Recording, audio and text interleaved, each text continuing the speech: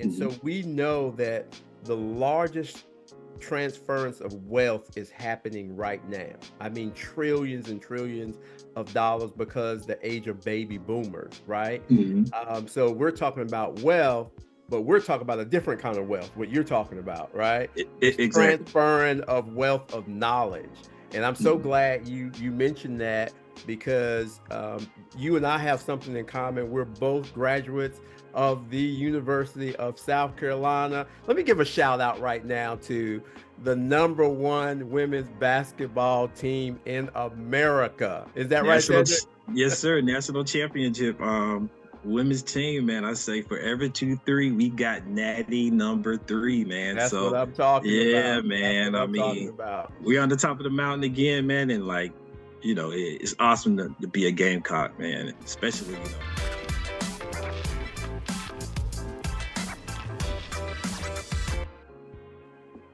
Welcome to the Giving While Black podcast. My name is Barron J, and I am your host. You know why we're here: to uplift, amplify, and celebrate Black philanthropy, people of color who are making a difference in their communities every single day, using their time, their talent, and their treasure. Today, we have somebody who is definitely using their time, their talent, and their treasure. His name is Cedric June. I love the month June because my birthday's there, Cedric. oh, So wow, mine you got too. a good last name. Appreciate it. Mine's on the 4th as well, man. So, yeah, Okay. man.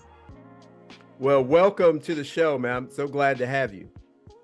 Thank you for having me. I mean, I look forward to the dialogue. I think it's an awesome platform where we're in a space now where we definitely need to give a lot more, not just only our resources, but a lot of us are transitioning where a lot of elders are transitioning on, and we have to give back, give those stories that got us where we got, where a lot of people poured and given into us. So it's that time where, we really need to look back and transfer a lot of that knowledge because, Yeah. a lot of it's not really available. And there are certain systems or functions out there are peeling back a lot of things where it's going to be our responsibility to give back, especially as far as knowledge and history.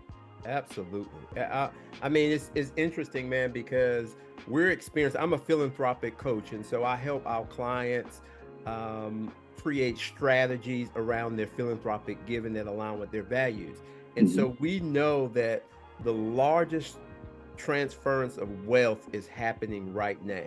I mean, trillions and trillions of dollars because the age of baby boomers, right? hmm So we're talking about wealth, but we're talking about a different kind of wealth, what you're talking about, right? This exactly. transferring of wealth of knowledge. And I'm so hmm glad you mentioned that because you and I have something in common. We're both graduates of the University of South Carolina. Let me give a shout out right now to the #1 women's basketball team in America. Is that right, National, Cedric? yes, sir. National championship. Women's team, man. I say for every 2-3, we got natty number 3, man. That's what So, I'm talking yeah, about. That's man. what I I'm talking mean, about. we're on the top of the mountain again, man. And like, it's awesome to be a Gamecock, man. Especially, being Black graduates, where we had a great Black experience in the city. We have a Black coach, Yeah. Coach Paris that did his thing. Of course, Don. I mean, I remember Don Staley. You know, as a teenager. And I know Yeah. a lot of people are kind of like just discovering it, but I love basketball, and I was a hooper, played football, and of course, being from South Carolina, we remember she played for the Charlotte Sting. I mean, we Yeah. remember Don Staley with the small Mighty Mouse domino getting rebounds in the paint. Right. So a Right. lot of people, and that's again that goes back to giving back this knowledge, where people are saying this, Caitlin Clark and these girls are the best players, where Yeah. we saw a lot of those players. We saw the WNBA start with, Cheryl Swoops and Tina Cooper and for those people. So I mean, like, it all goes back to seeing how Dawn is giving all this, even though she's a great coach, she's giving these young ladies all these life experience. And you can see Leah Boston or Asia Wilson, where people are saying Leah Boston is a natural on TV, despite her talent. Asia Wilson came back; she was giving back on her book tour.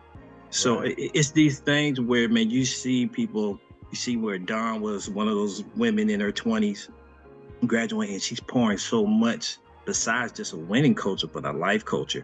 And it's inspiring. I think a lot of people saw what Don's giving.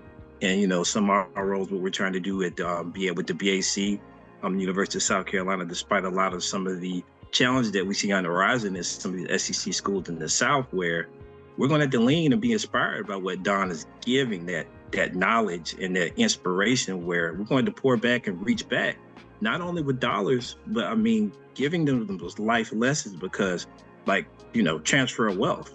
Yeah. We're the generation where our parents worked very hard to put us in schools and have a lot more resources and technology, but we're not necessarily, we didn't have the knowledge to know, hey, we need to do this and do that, document this, document that. So we have these family traditions as well. And putting that all together, because now we're seeing a lot of the resources that some of our elders have made allow, they're starting to dissipate. And we're trying to find a way where we're not losing, the tangible stuff, but we're losing a lot of intellectual and historical and wisdom, so we can break generational curses, because, the stuff they might not have been able to do, they pushed us to be successful. They pushed us to get a better education when some of them didn't even have a high school education, but they made a way, put their kids in college. And we got to make sure we're building on that we're leaving something for our kids. It might not be the same that they left, but something different, something better, but something very useful, because the generation now has a lot more different challenges, even though it may start to look the same. Yeah. We need to remember some of those struggles and how our ancestors, not ancestors, but our 2 or 3 generations back, how they were overcome and, be victors and not necessarily victims, where, we have our traumas, but we have to give everybody that strength and strategizing where, hey, we're seeing some of the same things, but now we have all these resources that were passed down to us. Let's make use of it. Let's be more unified. So again, to segue into what we saw and being proud of what Don Staley has done, it's just that type of giving and pouring into the youth is what we really need, in my opinion, to build upon. Yeah, absolutely. So we're going to try to get Dawn on the show. She was one of the people when I was putting my list together. Oh yeah. We're going to try to get her on. Now that she done won the Natty, and she'll be doing a lot of the media stuff for the next month or so, but I have to catch her on the down end, see if we can get, maybe I can use some support from the Black Alumni Council that can help. Oh man, hey, we'll definitely try to, man. We most definitely try. Well, so I know when the mark of a good conversation, when you can jump into it without even talking about a little bit about yourself, man. Tell us a little bit about you. Well, I'm the middle child of Larry and Jacqueline June. Both my parents, they recently passed the past 3 years. I'm from Sumter, South Carolina. Of course, graduated from Sumter High School in '98. Those are the Gamecocks too, I believe, right? Yeah, man. I'm a Gamecock through and through, man. Through and through. Fighting chicken through and through, man. My elementary school all the way up into high school and college are all fighting birds. So, yeah. So started at University of South Carolina fall 1998. Graduated in fall 2003 in a degree in technology support and training management. Since then I've been in information technology or IT for the past 20 years. So I've been fortunate enough to start my career on the ground running. Started working at Sumter School District 17, where my mother actually was a teacher for over 20 years. So I come from a background of educators. My father was a social worker, and he also taught martial arts, Taekwondo. So when it comes to giving back, I was raised in a home that gave back to so many people in Sumter, South Carolina, whether it comes to my father teaching self-defense and discipline, giving a lot of kids some structure. My mother being a bonus mother, teaching, 3 generations of families where my mom doing that. It was just a close community where me growing up, people were like, oh, your mom, Miss June, she taught me, they'll look out for me. I'll be somewhere and say, no, little June, you need to go back. I'm gonna tell your mama. So we're living in those type of times where people gave back and they remembered and they looked out for those that poured into them, whether they might have been, a little wayward and stuff of that nature, but they'll always say, hey, your mother or your father really looked out for me. And of course, when they passed, I started to get all these stories about my parents helping them out. So it's like that, where even people that might not have something to give, they can give you those memories about people you care about or those stories. So you can tell your grandkids and stuff of that nature. It pours into you a lot where when it comes to philanthropy, I think we need to get to a point where everybody has something to give. Yeah. Everybody has a story to tell.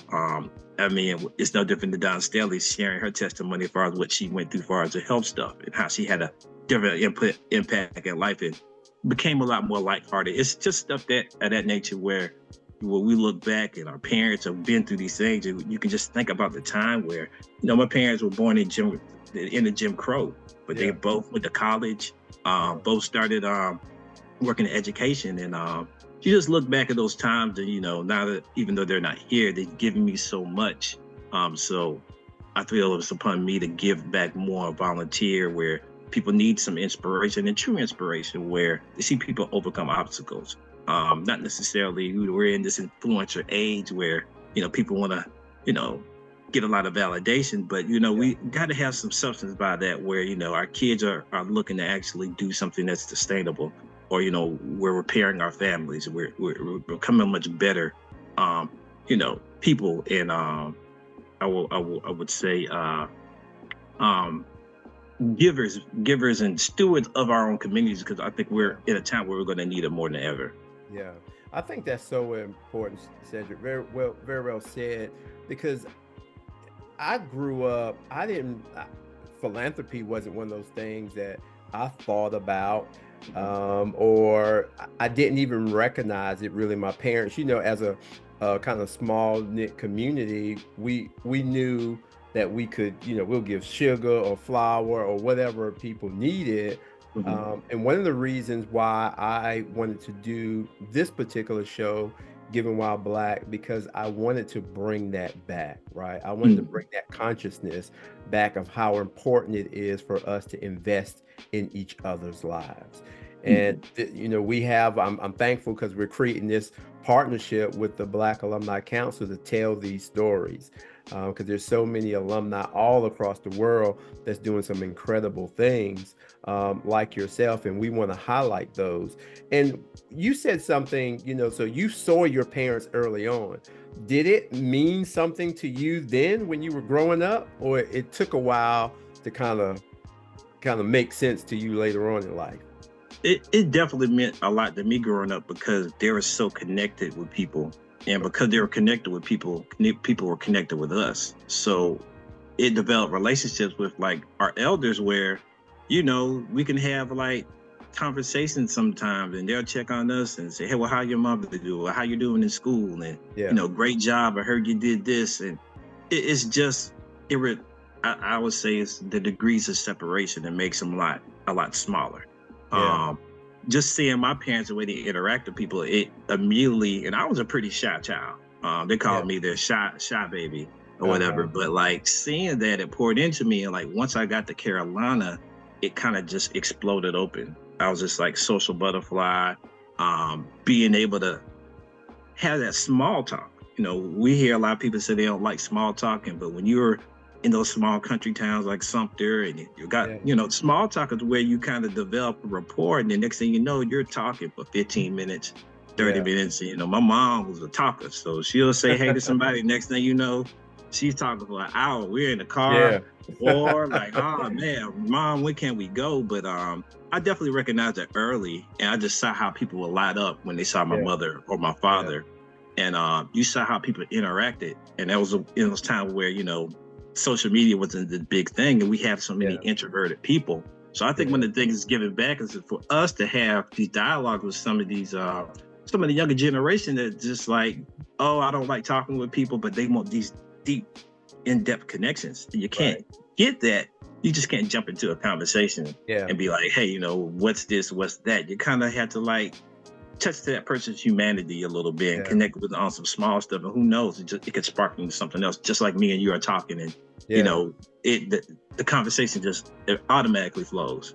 Yeah, absolutely. Did you consider going into social work or being an educator?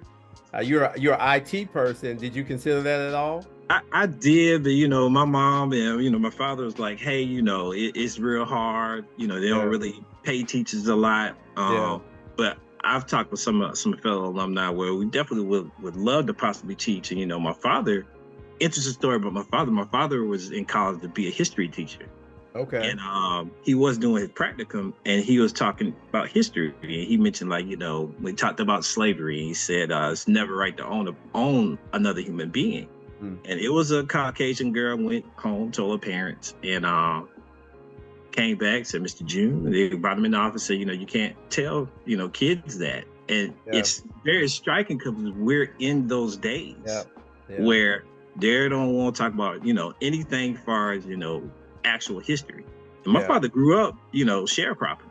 Yeah. So he stopped teaching because of that. And I remember and so he went into social work where, he grew up pretty poor, wanted to help kids that might have been abused and stuff of that nature.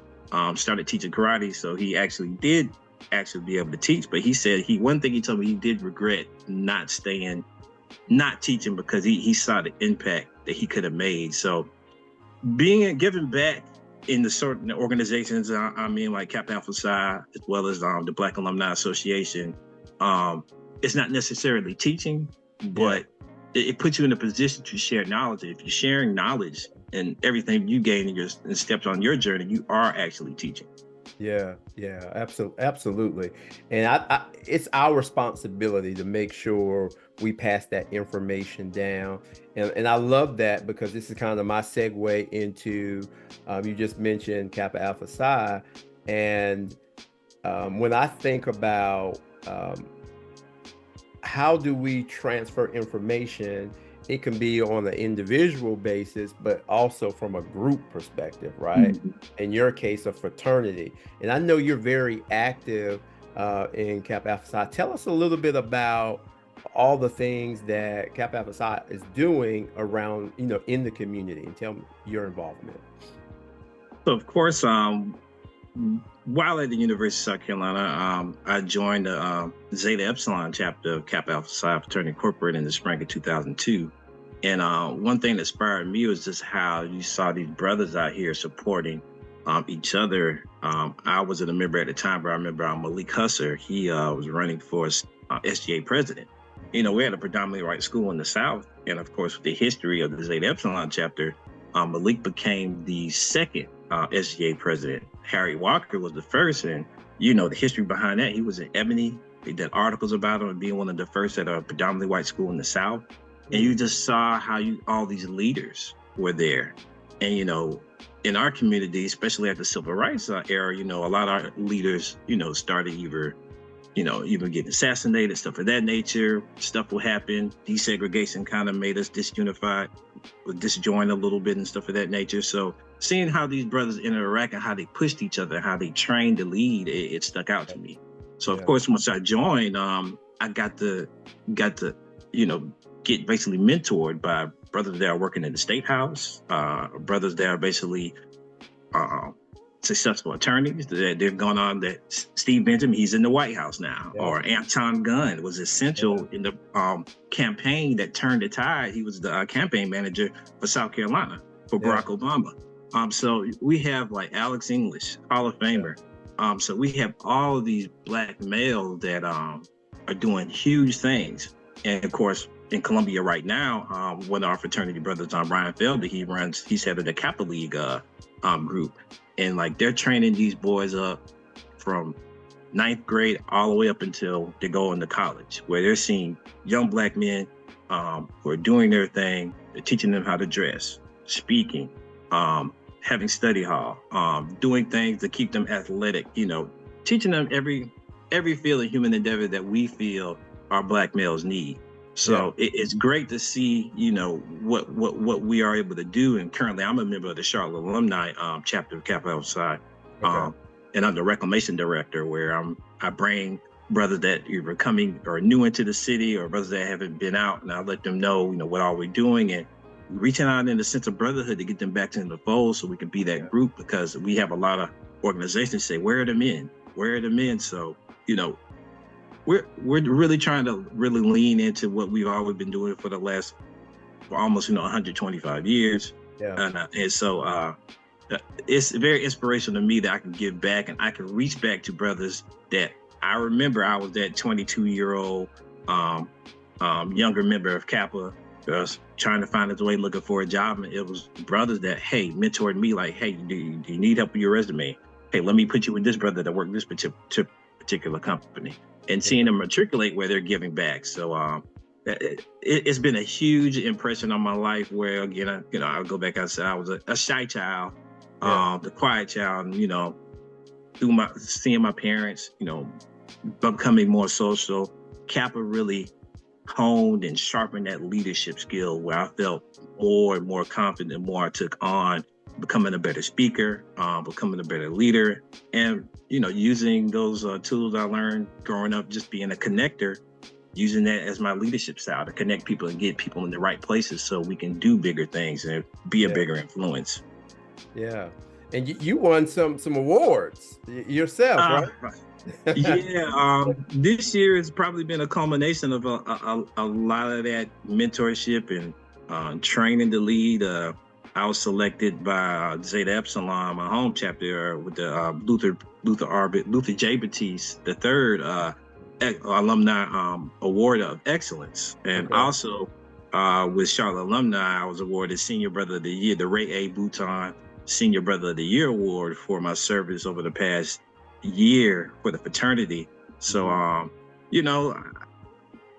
I'm blessed and humbled that, I'm being recognized by a lot of my peers and a lot of brothers that actually trained me, as well as some of the brothers that are younger than me that thought I would be, were thankful for my service. So it's just one of those things to be an example, and hopefully they're motivated, being that, I don't feel I'm that senior, but I mean, I will, but they have those honors from, like, Ray A. Bouton, who's one of the first police officers here in Charlotte, as well as Luther J. Batiste, who's like Harry Walker's campaign manager. He's head of a lot of the the law groups as well. So it was just an honor to follow those footsteps, and I just want to be in a position where I'm giving back, where more people can follow the footsteps of mine that I followed, the ones who are still trailblazing to this day. Yeah, well, I want to say congratulations to you, man. That's an awesome accomplishment. One thing I have learned over the last few years was to celebrate, and sometimes we're so easy in our community, especially, kind of push things off to the side because we are used to doing things sometimes without the accolades, without the pats on the back. But I just want to celebrate you in this moment, man, and tell you that we just met, but I'm proud of what you are doing in your community. So thank you for giving back like that. So let me ask you this. So did you start feeling more like a philanthropist when you joined the fraternity? Was that kind of your first kind of, I'm doing some philanthropic things now? I saw it as a young person growing up, but me personally, feeling like I'm a philanthropist. I mean, I guess I didn't really look at it. Sometimes, I've always the friend that would, just dependable, like to be there for people. Growing up was a little bit challenging. My mother did suffer, she had chronic bouts of bipolar depression. My sister had bouts as well. So, the course that kind of happened from age 6 until my mother probably had the most longest bout from 12 to 22. So using that space where hanging out with your friends kind of become your family, and just being there for them if they needed something. So not necessarily seeing myself as a philanthropist really, but culminating to a point where I got in Kappa Alpha Psi fraternity. I know in my interviews I'm dependable. And I think being a philanthropist, you do have to be dependable. And I was a worker. At times in school, I was working 2 and 3 jobs, and I would still show up here, show up there for a friend, or I just got a lot of joy out of just doing and being in the mix. And I guess as I got more and more into, Kappa, started seeing that, hey, I already was doing these things, but I didn't necessarily know it was actually philanthropy. So when I start getting in these roles like the BAC, and people are like, wow, you're the Charlotte seat. Hey, Sad, what can I help you with? What can we do? And that's when I started looking at, okay, it's the little things you pour into relationships, and you Yeah. might give people that spark where who knows what they were struggling with, but you're a friend, you might have just kept it light.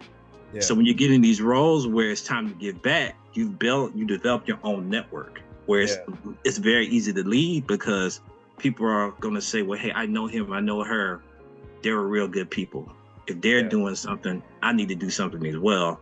So a lot of times it's just natural. When you see Yeah. people doing it, next thing you know, you're kind of already doing it. Even when a lot of times it feels good to give when you're at some of your either lowest points or you're just struggling, and life is just life. And Yeah. it makes you feel a lot better about giving something, even though you think you don't have it to give. Yeah. And a lot of people, a lot of times, they think it's money, but it's Yeah. really just giving that opportunity to connect. And that's the lifeblood of philanthropy. You're connecting people where, hey, you gave something, you might not ever meet this person. Then who knows? You might run into this person like, wow, I Yeah. remember giving that to you. So, oh, well, that year I got that scholarship. Or, oh, I remember where you gave me a school bag. Yeah. And I remember your name. And next thing you know, you might get a message from somebody. You might have forgot their name or something, but you'll never know. So I ran into a lot of that just with my parents, meeting Yeah. people. I remember you was a baby and why you're doing all these great things. And man, so it's planting seeds and you never know how they're going to grow.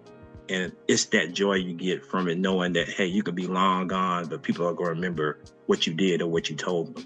Yeah.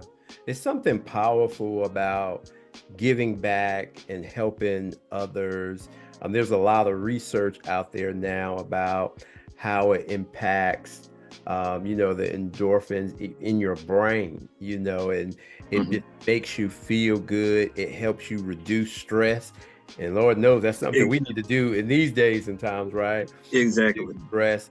And so it's powerful when we have an opportunity to be intentional and even Mm-hmm. strategic about our giving back. And so tell me, but this is a part of the podcast that I like to say, I want you to make your declaration that you are a philanthropist because we talk about uplift, amplify, and celebrate. But one thing we want to do on this show is also empower because sometimes people we don't see ourselves like that because I think you mentioned a misconception that people have, right? It has to be, you have to have X amount of dollars. And one of the things that we do is definitely demystify that. Mm-hmm. It's about, philanthropy is the love of mankind, right? Mm-hmm. That's what it is. You go look up the definition for it, but for some reason, people attach it to money, right? Mm-hmm. So this is your time to declare and say, I am a philanthropist. Well, I'm Cedric June, and I'm a philanthropist because I really believe in connecting people. Um, people say, human capital is actually the wealth because it's who you connect with or who you know where people can trust you or people know your background. So pouring into people always gives you more because it's going to be there. It's going to be your legacy.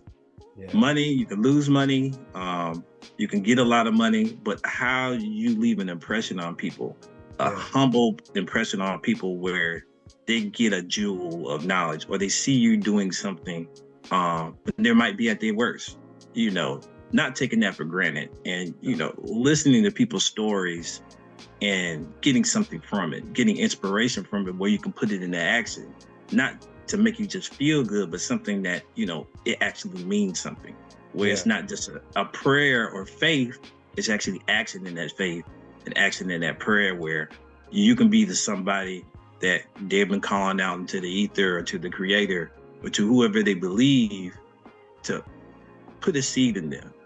yeah, And the way it comes with how I give is I've always got it back. Where if yeah, you give one way, it becomes a cycle. I know we give a lot of energy to the negative cycle and generational curses, but we can give yeah, generational wealth with the knowledge that we actually give and some of the small gestures that we consider to do every yeah. day. Yeah, we have a foundation, man, called BK Damon Foundation. And to your point, We really highlight this even on radio, random acts of kindness. Some small things that we can do every day that can be impactful. And people will go home, perfect strangers, and they'll think about, man, I met this guy in the grocery store and he paid for my food, you know, and it just makes a lasting impression.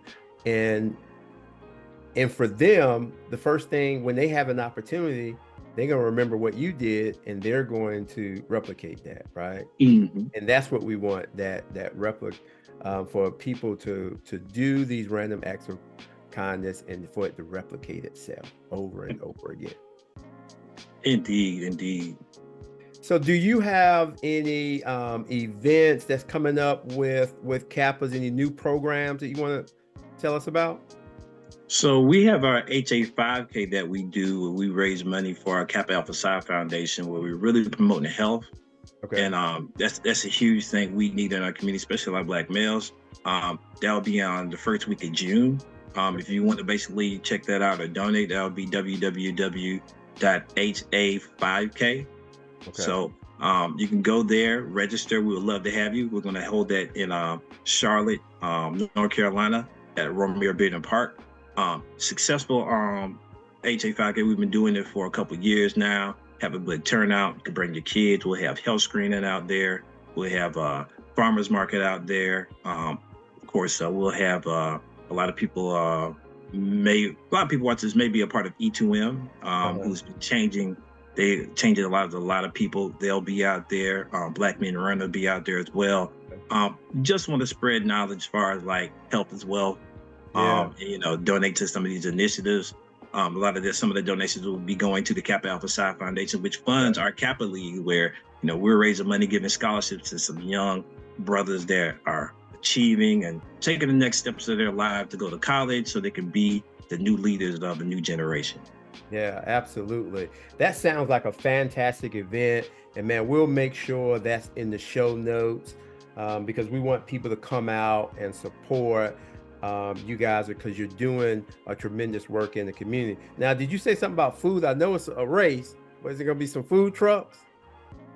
Well, there'll be some so we'll have some vendors out there. Okay. I think hip hop smoothies will be there. It'll all be health based. So we'll have some fresh vegetables from one of the local food markets out there as well. Just really trying to promote people to like eat healthy, start on top of the exercise, take care of your body as well. So, I mean, we're seeing a lot more younger people deal with these diseases like cancer, hypertension, high blood pressure, diabetes. And we're just really trying to, again, that's philanthropy as well, helping you take care of yourself, taking care of your mental, where we're in a society now where we're not as connected. Yeah. So, like you said, doing those little small things where people can feel a connection, because we're very disconnected, even though we seem like the degrees of separation have been eliminated through technology, but people have grown wider apart. So it's just something to get everybody out, get out in the sun. That's another thing as well. Sweat a little bit, get those toxins out your body, get some fresh fruit, some food, and fellowship with people. Yeah, absolutely. My wife and I own an event business, and we were hired by the town we live in to put on Juneteenth festival last year.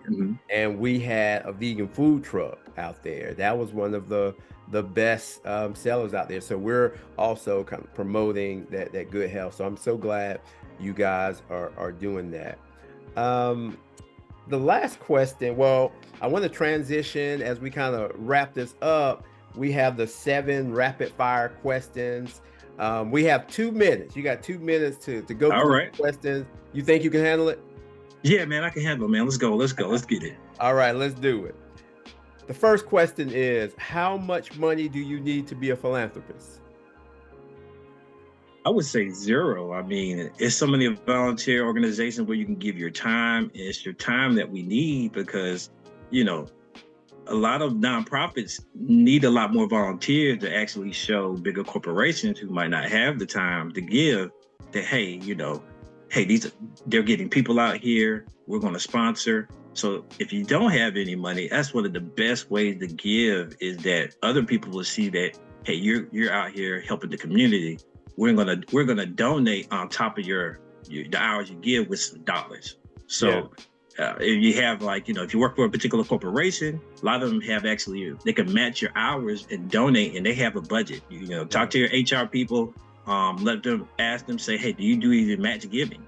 Where, hey, maybe you give a little bit, you give your time, or give a little bit of money, and they'll double that. They'll pay with time, and they'll match your actual funds. So you don't need anything. You can use a lot of the resources.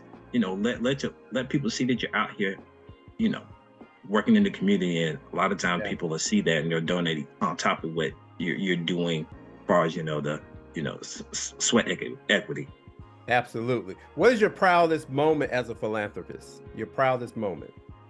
I would say one of my proudest moments might be when I was younger. I graduated from school. I did a Kappa Alpha Psi Platoon in Columbia, South Carolina. A lot of the young males there were seniors going to school, and I would say it was delayed, but it came years later. It's like probably like half of them became Kappas, and they actually reached out to me, said, hey man, you're the reason why I became a Kappa, and I'm out here doing this and doing that. So just, planting those seeds, and you see it coming back later when you least expect it. Really, it's something I'm really proud of when it comes to actually giving back. That's awesome. So what was the hardest thing you ever gave away? Ooh, the hardest thing I ever gave away? That's a tough one. I'm trying That's to a tough think. one. Hardest thing I gave away. Well, I would say I moved back down to Charlotte, lost my job, so I didn't really have, I was broke, no money to my name. I think it wasn't hard to give away, but it was hard during that time to really focus and not be, I guess I had to give away. I think, the hardest thing to give away is anxiety, because it's something we hold on to a lot. And during that time, I had to really let go, let God. And even though I thought I didn't have anything, I failed, I lost a job.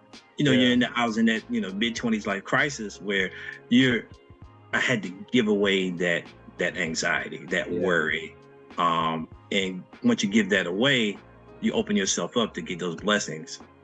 Sometimes you had to go through something to get pulled out something. Hey, Don Staley was preaching to us again on Sunday, saying, hey man, you gotta go through a test or a failure or a setback. So it's giving away that letting go. I think letting go of anxiety and worry, because it's something we actually hold on to too much. And from my history, I saw where it did to my mother and my sister. So giving away that anxiety, that hurt, that worry probably was the hardest thing, because sometimes we usually let it fuel us, but sometimes we use it to kind of, feel sorry for ourselves and, say that, play into our insecurity. So letting go of worry and anxiety. That's a different response for that question. I've never had that before, but I like it. Giving away anxiety. What's the best gift you ever received? What's the best gift you ever received? Ooh, wow. Best gift I've ever received. That's a tough one too, man, because I'm not a big gift person, but I would say I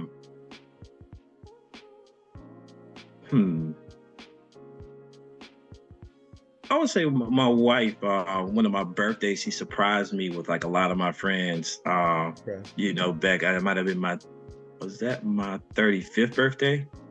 So, she just gathered up a lot of my friends, made a basket of all the little small things I like, but it was the people that have been there for me through some of my toughest times. And, a lot of small things where, people I've given to, connected with, and seeing them all come back in the room and hey, we wouldn't miss it. We're glad to celebrate with you. So I would probably say that's probably one of the better gifts I can remember. That was my wife gave me a surprise birthday party for my 35th. That's awesome. And what is your dream philanthropic gift? If you could have this philanthropic gift that you had all the money and you can just do a philanthropic gift, what would it be? Say, hey, that Powerball's up there. I don't know if anybody won, but I would love to give back to my hometown of Sumter, South Carolina, to redevelop downtown. My father was a business owner. He owned like 3 buildings as far as with his karate school, and just give back that where some businesses to come in and like, hey, you know, we can put some business in there, really try to get back that black dollar, because a lot of small, you know, we were segregated in a lot of towns, but we had entrepreneurs and families that you know, had businesses that kind of, you know, we went and got our education and left and then to come back. So if I was able to give something especially, that would basically be that. So other people that love, you know, their hometown can stay in their hometown. And these business or entrepreneurs that we know have a place where it's like a food hall or a salon where people can really chase their dream and give back, and, you know, just give people hope to build where they're actually at, and not necessarily feel they had to leave and abandon what, you know, a lot of our families grew up and were proud to have. Well, you know, people can come back and, you know, really build something, you know, and feel like, you know, that they're a part of something special. Yeah, absolutely. So what is this is the last question. What is your favorite charity that's not the Kappa Foundation? Do you have one? I mean, I would probably say my favorite one will probably be the Richard T. Greener Scholarship at the University of South Carolina. I think a lot of people don't know the story of him and how South Carolina was probably one of the first HBCUs where, you know, during Reconstruction, of course, you know, they started admitting, you know, tried admitting people, black students in there, and of course, a good bit of Caucasian students. Well, you know, because they lost the war, they abandoned it. So the rich history of Richard T. Greener and the scholarship that they're actually providing for African American students at the University of South Carolina through the Alumni Association. So especially with some of the things that are coming down as far as legislation, you know, that's one of my favorites, because, you know, me and you were both black students at University of South Carolina, and we had a very, very wealthy black experience that, you know, some people might take offense to this, but like they definitely seem like an HBCU there, and we had more black We had our students percentage, right? Yeah, we had more black students than like South Carolina State at numerous times. So giving back to that, and knowing some students might not be able to actually go out of state because out of state tuition was crazy.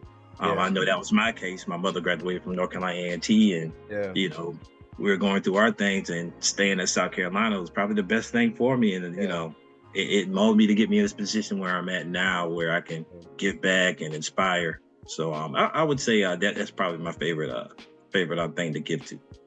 Well, that was a perfect segue, because I was going to have you talk about it anyway. And how can people donate to the Richard T. Greener Scholarship? How can they go donate to it? So we have every like homecoming, we have our Richard T. Greener Scholarship Breakfast, where, and I would implore, you know, people, if they can, even if you're not a USC graduate, to come to there, and you can meet some of these students that we're giving these scholarship opportunities from. Also, it's a lot of black alumni that come back very successful, and you get to hear their stories, how they say how the University of South Carolina really is where they came into their own. They learned to make these connections, where they took those connections, they took their education, but they really learned from their black experience that propelled them into the heights that they are now. We have amazing black alumni that are really doing their thing, and we want a lot of people, especially students, to come where, hey, they are willing to give back because they can see themselves in you all. So I'll give you those links that you can pass out. But absolutely. Yeah, absolutely. Because we want to make sure, this is one of the things that I'm excited about, partnering with the University of South Carolina alumni and the Black Alumni Council, because we want to support this scholarship. So Cedric, thank you, man, for your time today. It was a great conversation. And I just want to shout out to your parents who've passed away, who've gone on, but they left a legacy in you, bruh. And you're going to continue to do great things. Keep on racking up those awards, not just for you, but for the people, your children, you know, that's behind you, so they can see that you are living your legacy. You're not just going to leave a legacy, but you're living it right now. So thank you for your time today. I appreciate Thank it. you, man. I really appreciate you having this platform, man. It really does me some good. Like I said, you mentioned my parents, and it makes me. I feel them every day. The more I give. Yeah, absolutely. And you can give the same way that Cedric is giving. You know why we're here to uplift, amplify, and celebrate Black people, people of color, giving back to their communities every day. Cedric is a part of an incredible fraternity, and they're doing specific things that's giving back, helping young boys, and they're making a difference. What are you doing to make a difference? And that's the question that I challenge with you today. Until the next time, we'll see you back at the Giving While Black show. Take care.